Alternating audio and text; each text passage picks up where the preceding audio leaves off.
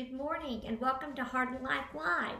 We are the Hardins and we are a family of coaches and counselors, and we love taking 10 minutes on Monday mornings to sit with you and hopefully give you some tested tips to help you live your best life from both a scriptural and a therapeutic perspective, because we think the two together are great. And I know this is post-Thanksgiving, and hopefully y'all had a wonderful, wonderful Thanksgiving with friends and family. But sadly, so often, we have a lot of people show up in our office after a major holiday because they gathered, but there wasn't connection. And it really heightens depression and sadness. And I think this was sort of a follow-up, Audrey, of where you wanted to talk last week in regards to community. Yeah. Well, I think, even to that connection, maybe, you were physically there, your family was physically there, but emotionally disconnected. Maybe you don't feel like your family really gets who you are, or that they care to know, or that they're willing to go to a deeper, harder place with you when you're really struggling. And I think we mentioned last week that loneliness isn't perpetuated by the fact that we don't have people in our lives. It's the level of connection that perpetuates the feeling of loneliness. If you don't have deep connection with others, and in this case your family, you're going to experience loneliness. Absolutely. And it's gonna suck.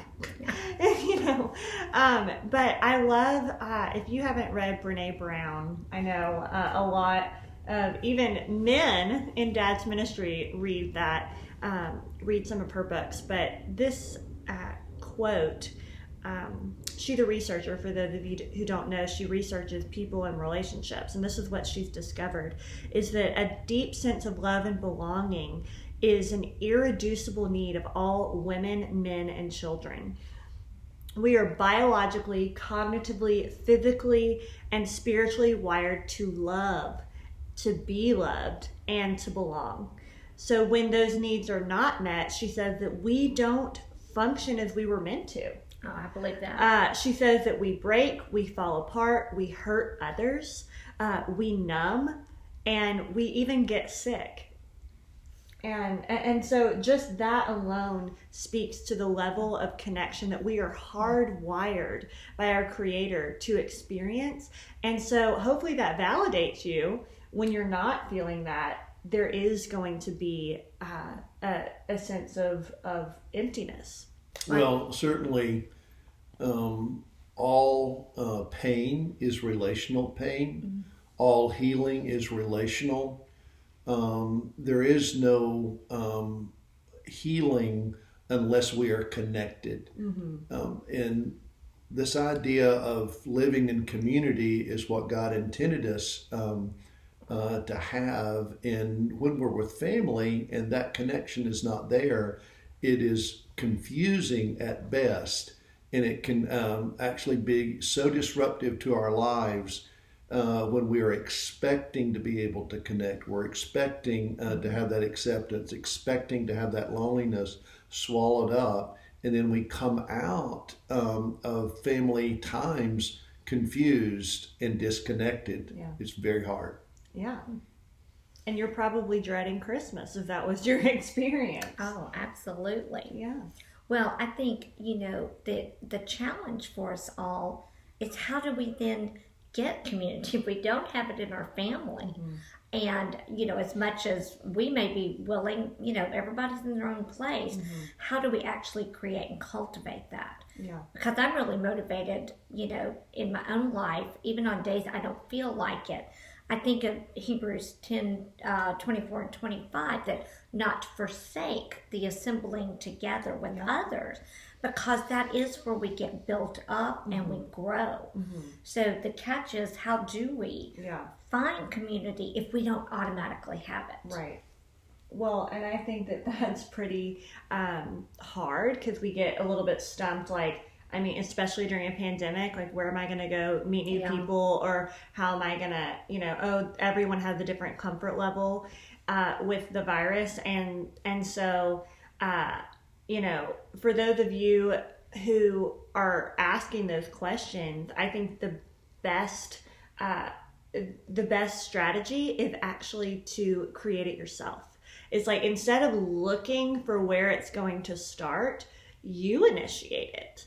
And instead of looking for, I think before, when everything was normal, we would have said, think about the things that you love and involve yourself in that. Like, find a club, find an activity. If you love sports, if you love art, if you love, if you love being involved in like volunteer projects, then go do that, and you will find like-minded people.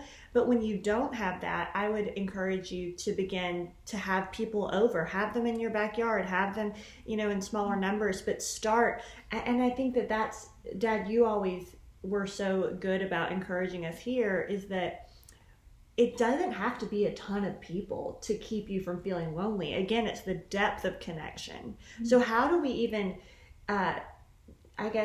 implore this depth of connection? Like, how do we encourage everyone to get that? Like, how do you start a relationship where, if you are doing an inventory on yourself and you're like, really none of my relationships are deep, or maybe I have one. Well, I was just going to say, I know, Abigail, you had to really reassess some of your friendships and redo, in a sense, because you began to recognize, and what were some of the criteria that you even started to go, whoa, I need to rethink the relationships I actually do have? I think it first starts with, it's almost like a goal sheet. If you don't have that vision of what you're looking for, if you're really not seeking deep connection, you won't find it.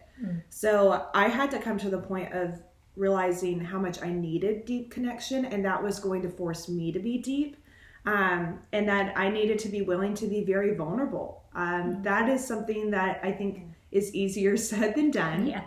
Yeah. But realizing that if you want that deep connection, you're going to have to go to the depths. You're going to have to share who you are. So it does start a little bit with introspection. Know your goals, know what you're looking for, but then also realizing, where am I weak?